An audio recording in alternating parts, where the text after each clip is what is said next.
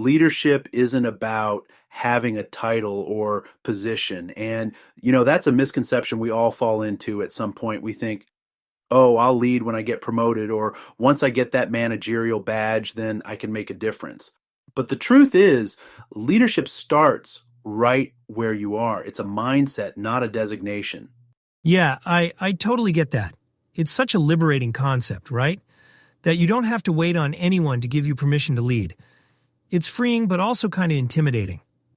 Exactly, Eric. But what's powerful about this idea is that it calls on us to take responsibility for our impact, whether it's on one person or an entire system.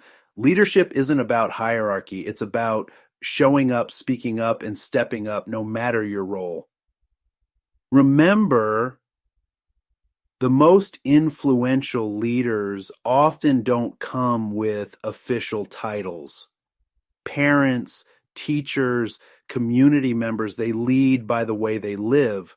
Absolutely. Leadership isn't waiting for the right moment. It's finding the right attitude. Actually, let me tell you about this time when I was working as an intern at my first newsroom. Please go on. Okay, so there was this breaking news situation. A total circus. The editor-in-chief and a bunch of reporters were out in the field, and back at the office, chaos. The phones were ringing. The computer system crashed. Nobody knew where the key interviews were filed, and I was just this kid fetching coffee and fact-checking. I can see where this is going. Right? So I stepped up. I started organizing the files, jotted down who was handling what, rerouted the phones so the producer could focus on getting the studio live. I didn't think of it as leading. I was just solving problems in the moment. But afterward, one of the senior reporters looked at me and said, "That was leadership." And that right there is the essence of it. You didn't need someone to dub you leader. You saw what had to be done and acted. Too often, we tie leadership to external validation, but what's key is inner accountability. You leading in that crisis. Wasn't about the title, yeah. Exactly. It was about taking responsibility for what mattered. Leadership is found in showing up prepared, standing by your principles, and caring when apathy is the easier option. That's what makes someone worth following. And it's kind of amazing, isn't it? It means anyone has the potential to lead. You don't have to wait for someone to hand it to you. You just decide. Yes, anyone can lead, but here's the challenge. Leadership isn't always glamorous. Sometimes it's quietly holding things together when no one's looking. It's being the calm in the storm as you were in that newsroom. True leadership is about the responsibility you carry, not the recognition you get.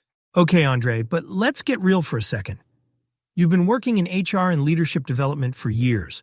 What's the most unexpected example of leadership you've witnessed? Oh, I've seen so many, Eric, but one that really stuck with me. It's not flashy or corporate.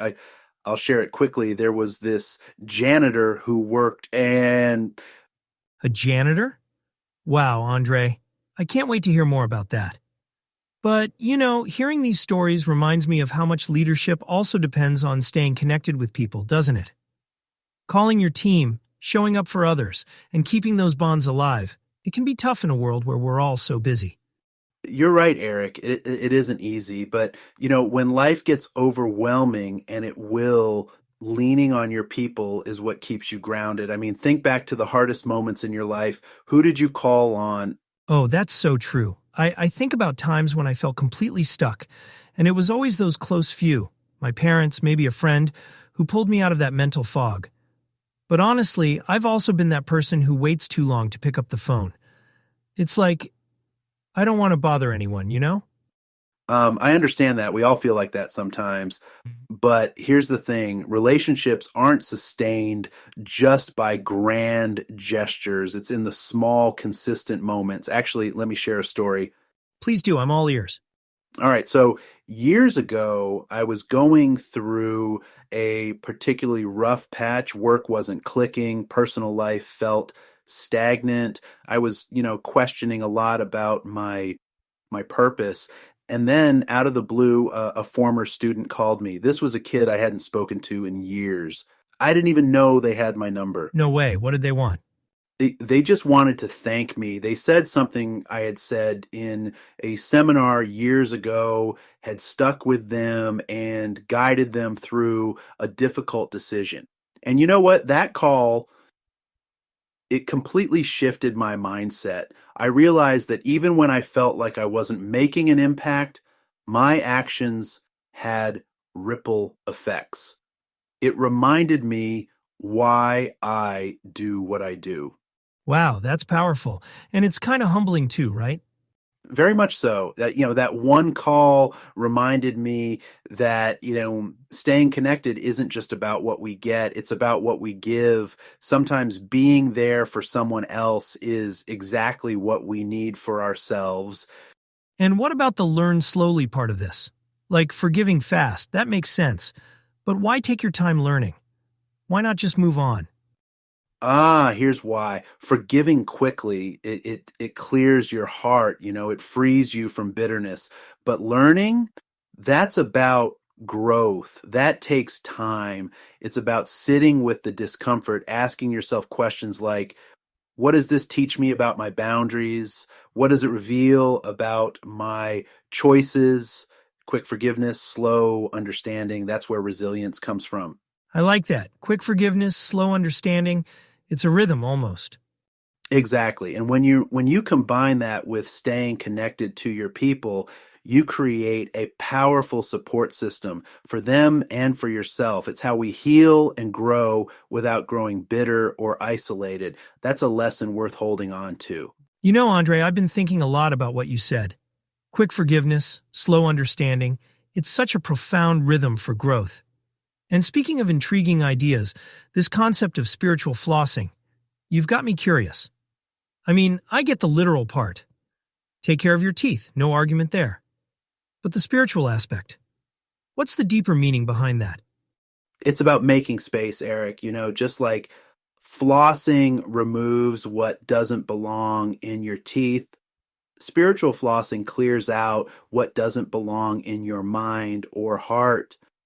Resentments, comparisons, negativity, it all builds up over time. And if we don't clear it out regularly, it starts to affect how we live, how we make decisions, how we treat people. So it's like decluttering, but for your soul? Exactly. And it has to be a daily practice. You can't just decide to floss once a year and expect everything to stay clean. Reflecting, forgiving, journaling, meditating, whatever keeps you grounded and clear, that's your floss. I like that. It's not just about the big moments of self-care, but the little consistent ones.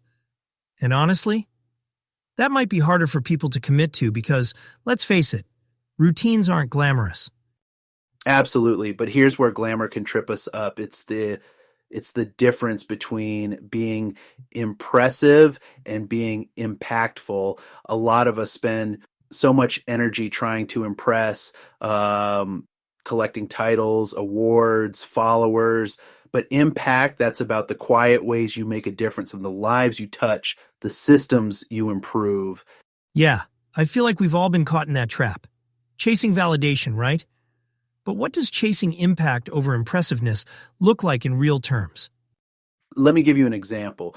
A few years ago, I worked with an organization that used to be hyper focused on recognition. Everything revolved around awards, the employee of the month, flashy plaques, the whole 9 yards.